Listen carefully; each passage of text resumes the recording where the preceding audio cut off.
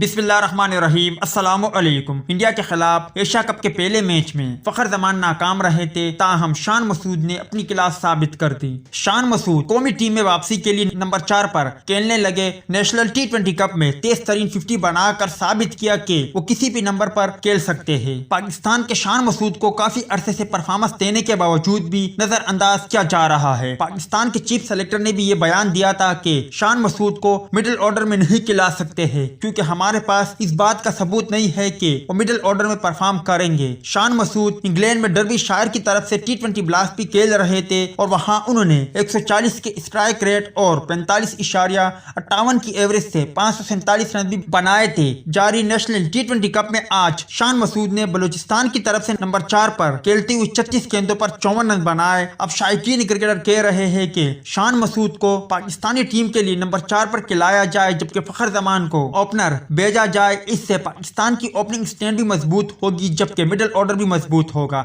आप भाई क्या कहते हो? कमेंट सेक्शन में लाजमी तौर पर बताएं।